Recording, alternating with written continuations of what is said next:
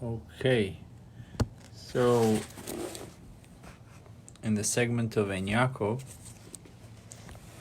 we are going to discuss Tractate Pesachim. It's in 25a, where it speaks about the three cardinal sins: murder, idolatry, and incest. Rabbi Yaakov said in Rabbi Yochanan's name, a person is allowed to cure himself with all forbidden things.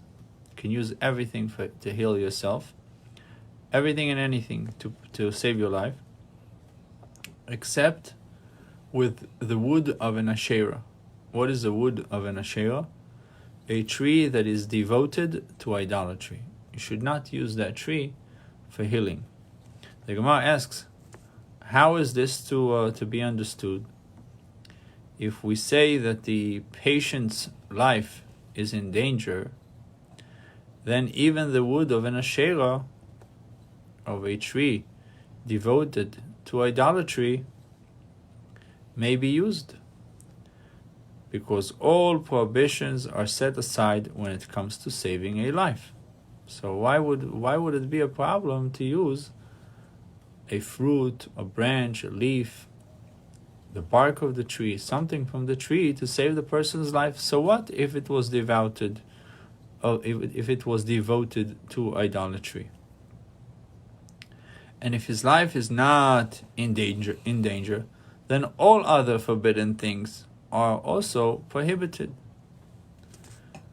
What did we say in the beginning? A person is allowed to cure himself with all forbidden things, except for the wood of Asherah. If he is not in danger, then he should not use forbidden things. And if he is in danger, he should be able to also use the tree, wood or whatever, to use something from the tree to save his life. So the Gemara answers, actually it means that the patient's life is in danger, yet even so, the wood of an Asherah may not be used to cure him. Patient's life is in danger. We're dealing with a case where his life is in danger.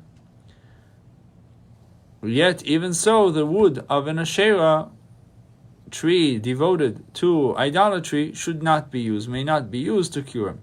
Why? For we learned that Rabbi Menashe said, it says, love God your Lord with all your heart, chol levavcha, with all your heart, with all your life, with all your wealth. Deuteronomy chapter 6 verse 5. So now, since it says with all your life, why does it have to say with all your wealth? All your life, all your wealth, the same thing. And since it says with all your wealth, why does it say with all your life? Or with all your soul? Why doesn't it just say love God with that which is dearest to you? Whatever is dearest to you, love Him with that. The Torah wants to teach you there could be a person who values his life higher than his wealth. That's why it says with all your life. And he should be ready to give up his life for his love of God. And there could be a person who values his wealth. That person could be a person who values his wealth higher than his life. That is why it says with all your wealth. But using the wood of an Asherah, which a tree devoted to idolatry, which is a form of idolatry, is contradiction of loving God. Therefore, he may not use it and should rather give up his life. So the Gemara pursues the theme of giving up one's life. When Ravin came from Eretz Yisrael to Babylonia, he said in the name of Rabbi Yochanan, a person who is dangerously ill is allowed to cure himself with all forbidden things, anything and everything to save your life, except idolatry, sexual crime, and murder. A person must give up his life rather than commit any of the three cardinal sins. Idolatry, as we discussed above, you must love God with all your life, implying that a person must give up his life rather than worship idols.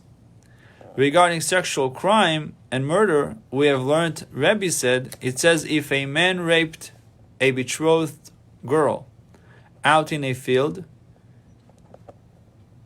the ravager shall be put to death, but the girl is not to be punished. The raper should be put to death, and the girl is not to be punished. This is a betrothed girl. This is no difference from the case where a man rises up against his neighbor and murders him. Deuteronomy 22:26. Almost, it's the same like murder. So the Gemara asks, why is the Torah teaching us, or what is the Torah teaching us by comparing the rape of a betrothed girl to murder? It's not the same. Murder physically killed the person. So the Gemara answers, the smile or the similarity, the simil of the case of murder is intended to explain the case of the betrothed girl.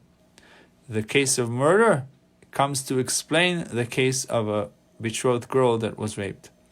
But at the same time, it turns out that the case of murder is elucidated by the case of the betrothed girl. Each case teaches us something about the other. The case of betrothed girl is teaching us something about murder, and the case of murder is teaching us something about betrothed girl.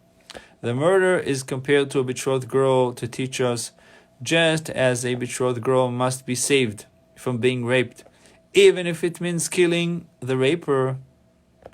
So, in the case of a murder, the victim must be saved even if it means killing the attacker. So you got to do everything to save the girl from being raped, even though you might end up killing the raper.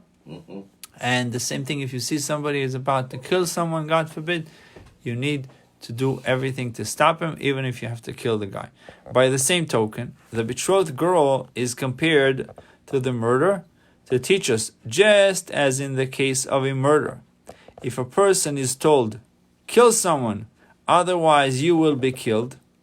So you're handing somebody a gun and you say, kill this person. If you don't kill him, you will be killed. What do you need to do? He must allow himself to be killed rather than commit murder. So a betrothed girl must give up her life rather than be violated by men. The Gemara asks, how do we know that in the case of murder itself, a person must allow himself to be killed rather than commit murder? Why the life of the other person is more important than his life? The Gemara answers, it is based on common sense. As in the case of a person who came before Rava and told him, the governor of my town has told me to kill so-and-so. If you don't, I will kill you. That's what the governor told Rava. Kill so-and-so. If you're not going to do it, you will be killed. What shall I do? So no, it wasn't to Rava, but somebody came to Rava and told him that he has this dilemma. He was told by the governor to kill somebody, and if he doesn't kill him, he will be killed. So what shall I do? So Rava answered, let him kill you rather than you should kill another human being. How do you know that your blood is redder? How do you know that your blood is redder? What makes your blood redder than his blood? Maybe his blood is redder. Either way, a life will be lost. Who told you that your life is more dear to God than the other person's life? So therefore, these are the three cardinal sins that we allowed. We allowing ourselves, so to speak, to be killed, God forbid, rather than committing those three cardinal sins. Vuchim Tiu, only good things, good chodesh, a blessed month, a beautiful month to everyone, a month of miracles, and month of redemption. Amen. We'll see you, God willing, tomorrow.